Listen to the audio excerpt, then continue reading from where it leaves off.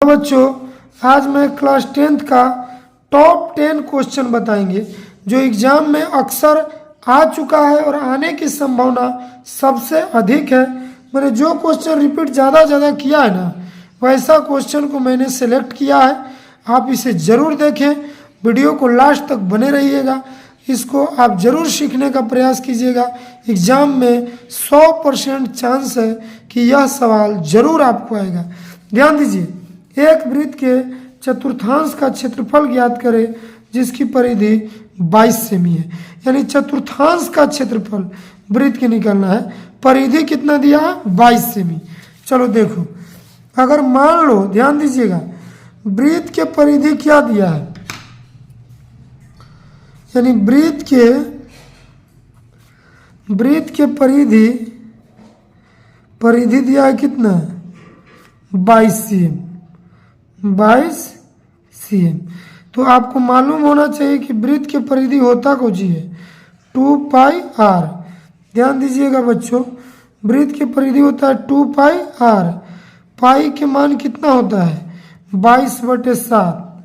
2 गुने जो पाई है, इसका नाम पाई है। ध्यान दीजिएगा, इसका नाम पाई है और इसका मान होता है 22/7। ठीक है, तो इसको हटा देना है और इसके स्थान पर 22/7 लिख देना है। पाई है क्या? तो पाई अपरिमेय संख्या है, इरेशनल नंबर है, अपरिमेय संख्या है। तो पाई के मान लिख देते हैं 22/7। आर के मान दिया है 7, 22 है ना। अब करना क्या है, इसको ऊपर ले जाएंगे। देखिएगा पहले ध्यान से, यानी कि 22 गुने 7 और इन दोनों जो है इसको नीचे लिख दिया जाए, इसको काट देंगे। ठीक, आर के मान कितना हो गया? 7/2 है ना। यहाँ cm दिया है तो आर के मान भी क्या होगा? cm में। चलिए, आर के मान आ गया। आपको निकालना क्या है? तो वृत्त के चतुर्थांश। तो ध्यान दीजिए बच्चों, वृत्त के चतुर्थांश यानी क्वाड्रेंट, चतुर्थांश के क्षेत्रफल। वृत्त के चतुर्थांश के क्षेत्रफल क्या होता है? तो वृत्त के क्षेत्रफल क्या है? पाई r स्क्वायर। चतुर्थांश है यानी 1/4। जैसे 1/4 गुने पाई r स्क्वायर, यह आपको वृत्त के चतुर्थांश का क्षेत्रफल है। चतुर्थांश यानी 4 से भागा दे देना है। अब ध्यान दीजिए, 1/4, यहाँ पाई के मान क्या होगा? 22/7 और आर के मान क्या दिया है? 7/2 है ना, स्क्वायर। अब देखिएगा, 1/4 22/7, इस 7/2 गुने 7/2 स्क्वायर है ना दिया हुआ जी। तो इसको हम 2 बार लिख दिए, यहाँ काट दिए इन दोनों को, है ना। अब इसको इससे काट दिया जाए, यानी कि 7 से 7 कट गया, 11 दूनी 22 कट गया। अब ऊपर क्या है? 11 और 7 बचे, 77 है ना। और 4 में 2 से गुना करेंगे तो कितना होगा? 8। यानी अब इसको चाहे तो क्षेत्रफल रहेगा तो cm स्क्वायर हो जाएगा। अब चाहे तो इसको आप डेसिमल में भी जा सकते हैं। तो आप 77 में कैसे भागा दीजिए?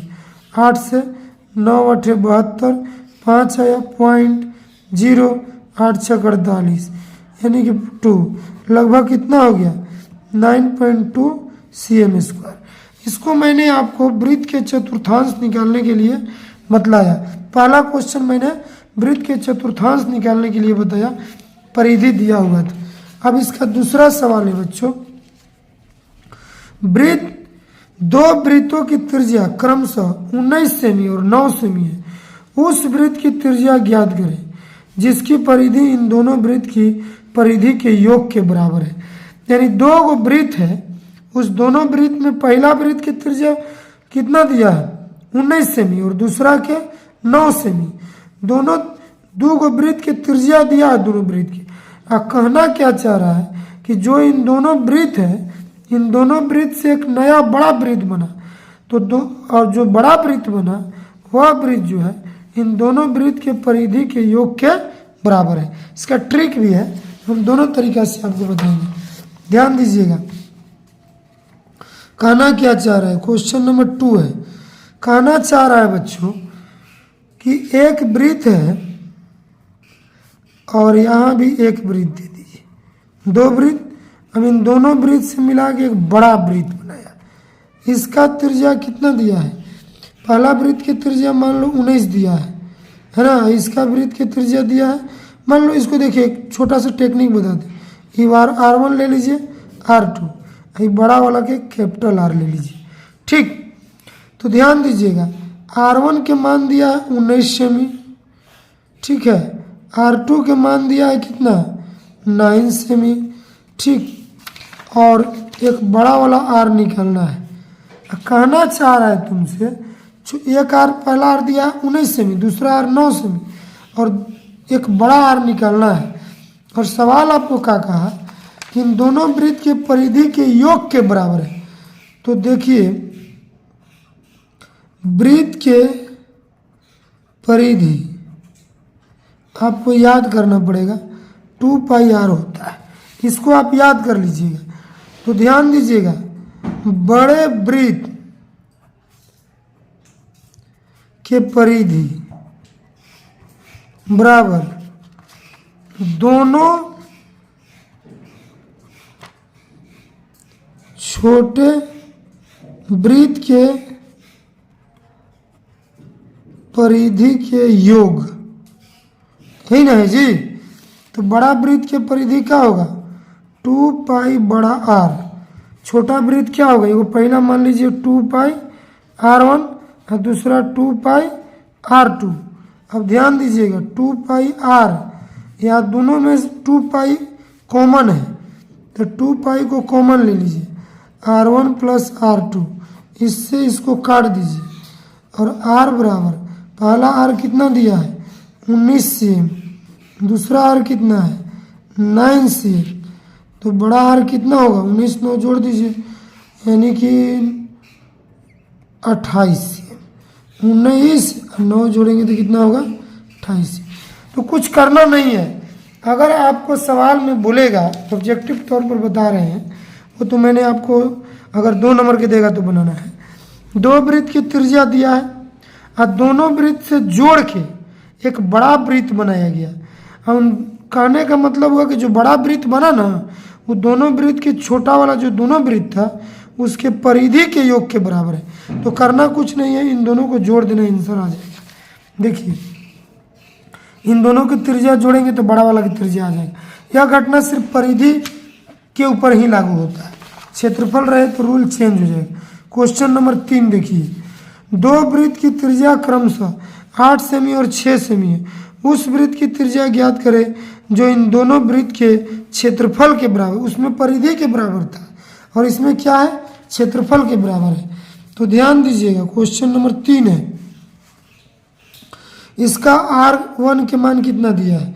इसमें R1 के मान 8 सेमी है और R2 के मान कितना है? 6 सेमी है।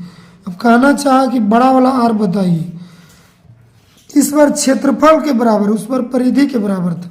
तो ध्यान देना है, लिखेंगे एक नोट कि बड़े वृत्त के क्षेत्रफल बराबर दोनों छोटे वृत्त के क्षेत्रफल के योग, योग यानी जोड़।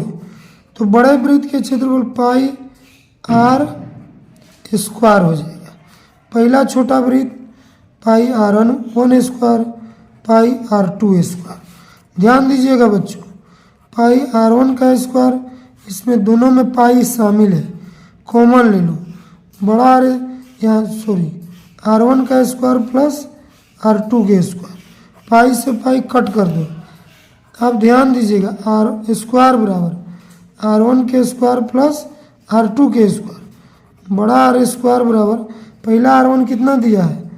8 cm के स्क्वायर, दूसरा वाला 6 cm का स्क्वायर, है ना। स्क्वायर अगर इधर आएगा तो रूट बन जाएगा। 8 के स्क्वायर कितना हो जाएगा? 8 के स्क्वायर आप देखेंगे तो 64 हो जाएगा। 6 के स्क्वायर कितना हो जाएगा? 36। अब दोनों को जोड़ दीजिए, तो दोनों के जोड़ेंगे तो कितना आएगा? 100 cm स्क्वायर, है ना। 100 के कितना होगा रूट से बाहर? 10, यानी कि या क्षेत्रफल के लिए, यानी अगर क्षेत्रफल निकालने के लिए कहेगा, क्षेत्रफल से अगर दो वृत्त के जोड़ के बड़ा वृत्त, तो कुछ नहीं करना है, बड़ा आर स्क्वायर बराबर होगा छोटा r1 स्क्वायर प्लस छोटा r2। ये ट्रिक है, इससे आप आसानी से बना दीजिएगा। परिधि क्या है तो दोनों को जोड़ देना है। ठीक, अब क्वेश्चन नंबर 4 देखिए, 7 सेमी त्रिज्या वाले एक वृत्त की परिमाप बताना है। तो अर्धवृत्त दिया है, ध्यान दीजिए अर्धवृत्त। तो r का मान क्या दिया है, क्वेश्चन नंबर 4 है, r का मान 7 cm दिया है। ठीक, तो अर्धवृत्त के परिमाप क्या होगा, ध्यान दीजिएगा बच्चों, अर्धवृत्त के परिमाप बराबर होता है r इंटू पाई प्लस 2। ध्यान दीजिएगा। अब एक बात आपको बता देते हैं, याद रखिएगा इसको, पाई का मान होता है 22/7 और पाई प्लस 2 का मान होता है 36/7। इसको याद कर लीजिएगा, कैलकुलेशन में थोड़ा इजी होगा। पाई के मान 22/7 और पाई प्लस 2 का मान 36/7 होता है ना। अब देखिए यहाँ r के मान कितना दिया है, 7 दिया है, इसका मान आपको लिख देना है 36/7 होगा, इससे इसको कट देना है, 36 हो गया। यहाँ cm है तो इसमें भी क्या होगा, cm होगा। तो ये अर्धवृत्त के परिमाप निकालने का फॉर्मूला था, ध्यान दीजिएगा। अब मैं आपको 5वां नंबर क्वेश्चन बता दूं, दो वृत्त के क्षेत्रफल का अनुपात दिया है, उनकी परिधि का अनुपात पूछेगा। अब ध्यान दीजिएगा बच्चों, क्वेश्चन नंबर 5 है, क्षेत्रफल के अनुपात कितना दिया है, तो क्षेत्रफल का अनुपात है 4:9। ठीक है, अब अगर परिधि के अनुपात पूछे, परिधि के अनुपात, तो परिधि के अनुपात क्या है, तो इस दोनों को रूट कर देना है, बहुत इजी है। अब इसका कितना मान होगा 2 और इसका 3। यहाँ अगर क्षेत्रफल का अनुपात दिया रहे, अब परिधि के पूछे, वृत्त की बात कर रहे हैं, अगर दो वृत्त के क्षेत्रफल का अनुपात दिया है, परिधि के अनुपात अगर पूछेगा तो दोनों को क्षेत्रफल को रूट कर देंगे, परिधि के अनुपात मिल जाएगा। ठीक है, यानी कि 4 के 2 होगा, 9 के 3। अगर यही पूछ दे कि त्रिज्या के अनुपात, त्रिज्या के अनुपात, तो त्रिज्या के अनुपात भी पूछेगा तो यही काम करना है, दोनों को रूट कर देना है। कितना हो जाएगा 2:3।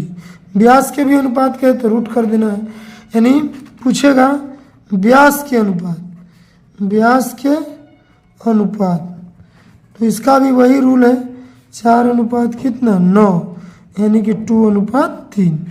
तो अगर क्षेत्रफल का अनुपात दिया है, परिधि के अनुपात पूछे तो रूट कर देना है, क्षेत्रफल का अनुपात दिया दो वृत्त में, त्रिज्या का अनुपात पूछे रूट कर देना है। अगर दो वृत्त के क्षेत्रफल का अनुपात दिया, व्यास के अनुपात पूछे, इसमें भी रूट कर देना है। तो मैंने आपको अभी तक 5 क्वेश्चन का आंसर बताया। देखिए, एक घड़ी की मिनट की सुई की लंबाई 14 सेमी है, इस सुई द्वारा 5 मिनट में रचित क्षेत्रफल बताइए। चलिए ध्यान दीजिएगा, आपको एक मैंने घड़ी का पिक्चर बनाना चाह रहा है, यहाँ से यहाँ मान लिए आ गया यह घड़ी। ठीक है, इसका सुई की लंबाई यहाँ थीटा बन रहा है, तो सुई की लंबाई कितना दिया है, आर का मान दिया है 14 सेमी। ठीक, ये आपको 6 नंबर का आंसर है। तो आर के मान कितना दिया है 14 सेमी। ठीक है, और आर के मान 14 है, और कहना चाह रहा है कि 1 मिनट में कितना डिग्री कोण बनता है, 6 डिग्री।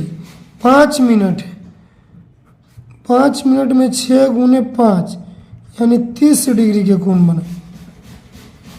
घड़ी द्वारा 5 मिनट में रचित क्षेत्रफल, यही ना है जी।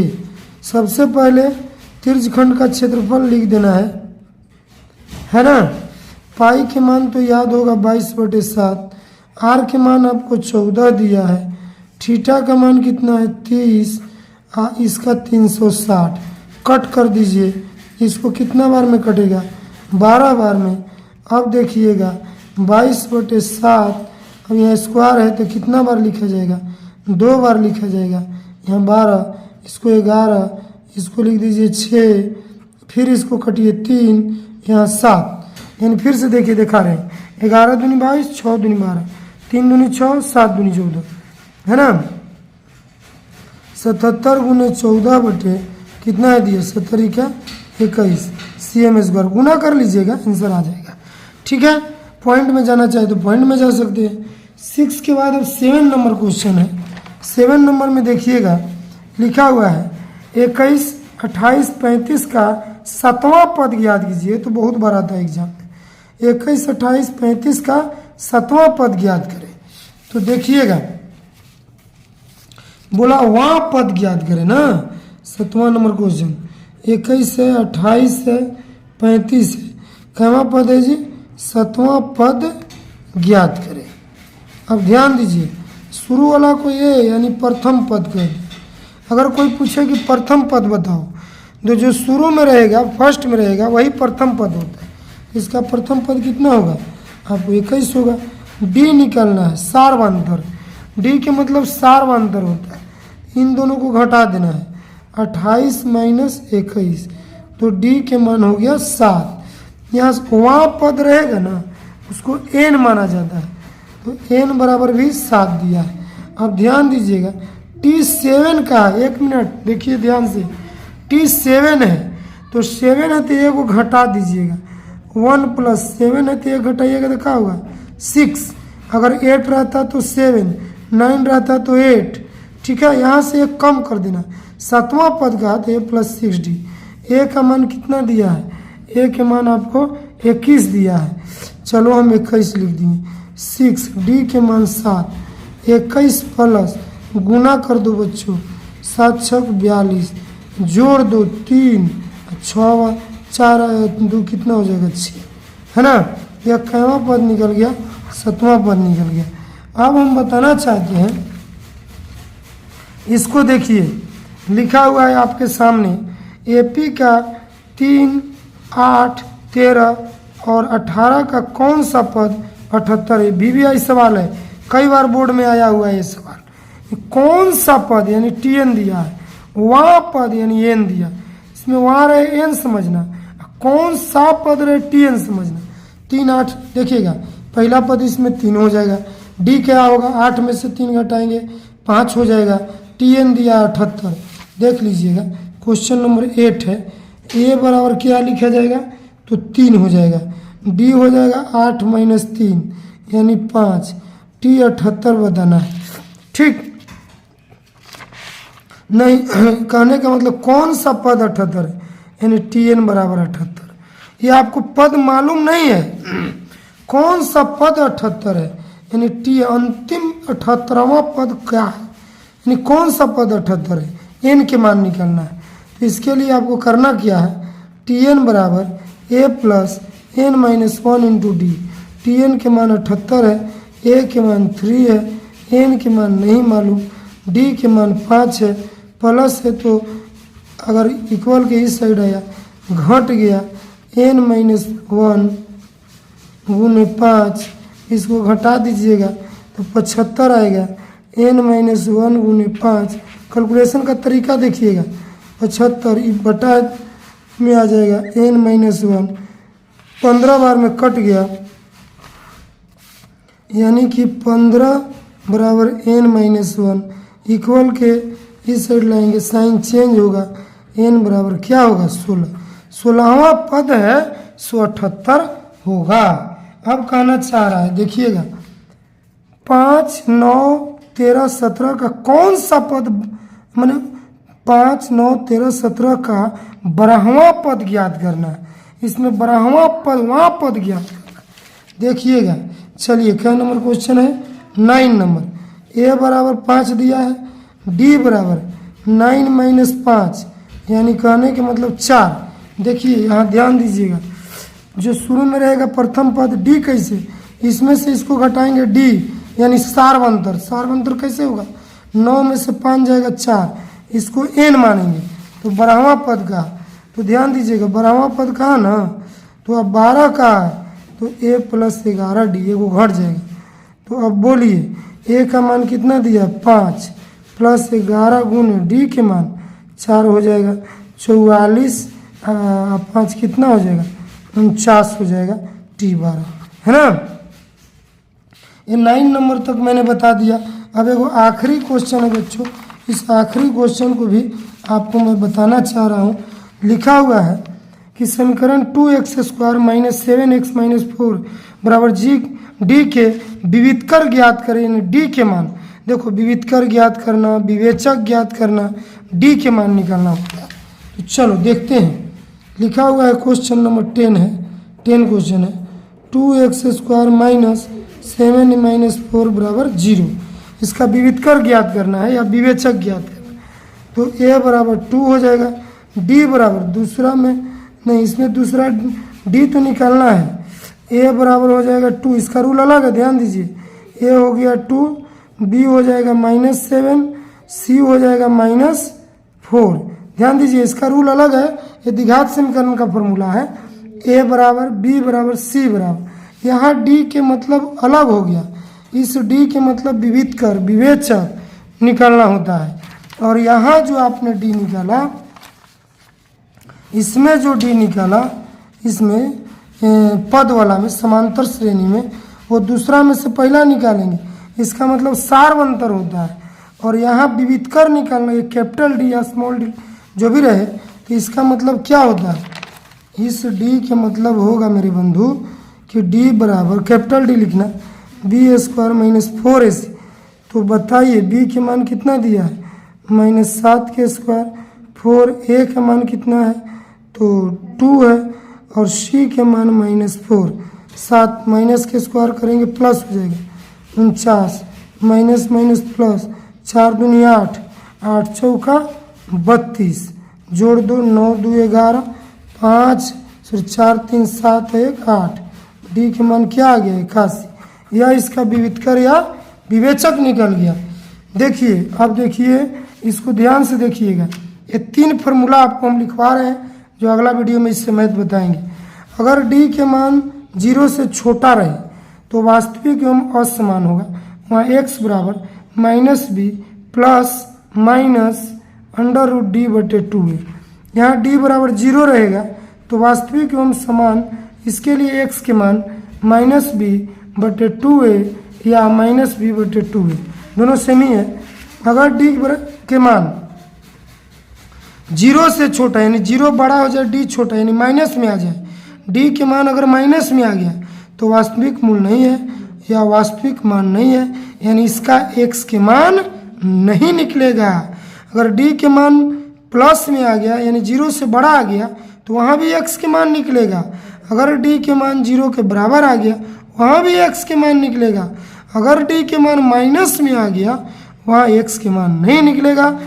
अगर आपसे पूछे कि विविधकर ज्ञात करें, विवेचक ज्ञात करें, तो आप स्पष्ट d बराबर b² माइनस 4ac फॉर्मूला का ही प्रयोग करें।